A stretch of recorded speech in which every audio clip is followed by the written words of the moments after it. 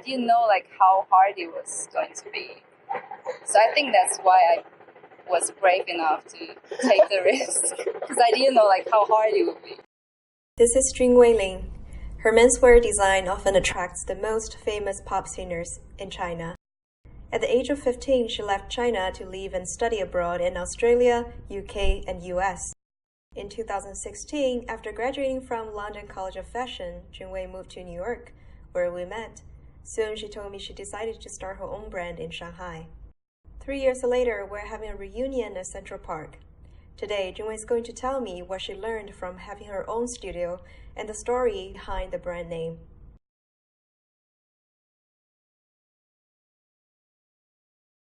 It's different from the struggle from like in New York as a student, because you just get the education done and then you can have a bright future in your imagination, but you're really in that position where you're trying to figure out where you are and how to make a living yourself.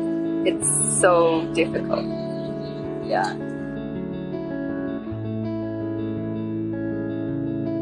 I was inspired by the other designers who I met in the showroom in Paris, and they were like telling me because there are two of them and they were working for the other companies when they started the business. So they were like doing designing and keep the brand work together, and on the weekends, on the weekdays they still work for other companies. One of them told me that he had 3 or 4 jobs at a time to support the brand. So sort of feel like I have to do something now, have to be independent in a way. Just not like a child anymore. I have to be an adult before the business, before I really make this business happen. Yeah. For brand, there are always problems coming out. You have to solve it. And they are still going through something, which is encourages me a lot, I think, because I feel like I'm not the only one suffering this. And compared to the other designers, I feel like maybe I can do better or try hard.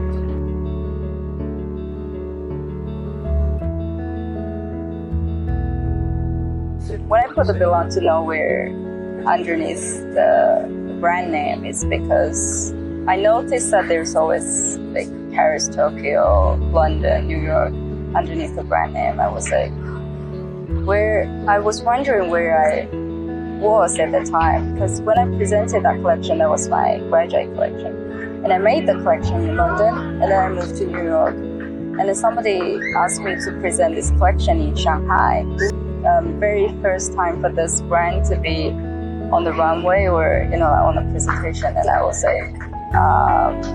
is it going to be a Chinese brand or American brand or British brand? So I didn't really have a deep thought. Just moved to New York, and I didn't know if I can continue my life here. I still miss the time in London. My mom is in Canada, so she's asking me to go back anytime, and still have a home in China. So it's everywhere. So this brand is Belong to Nowhere. I think that's what I was thinking pretty much what I was thinking at the time. And brand that represents myself too. It's what I think and what I experienced and what I have achieved or what I'm really thinking about at the moment. I think my generation, we have many people who, even though they don't work in fashion or they don't even have to work in creative industry, they have the same feeling, because we're a generation of global migration. We study abroad and we might go somewhere to settle down or go back to China, and we always carry the multiple culture and their impact on us. And wherever we are, we will always notice the part that doesn't belong there. Carry a lot of memories or impact from the past. we just need to address it and open to it. Maybe this is how it is. Sometimes I feel that way. I felt maybe we don't have to commit to one physical location. And that's also part of my brand philosophy.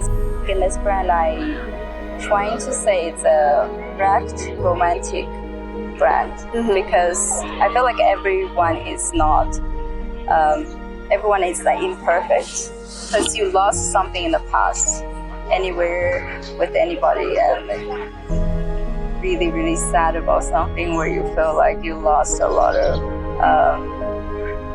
energy or passion on something, and then in a few years later you realize that's what made you become who you are. And that's quite romantic in a way, because thinking about what you lost have already made who you are.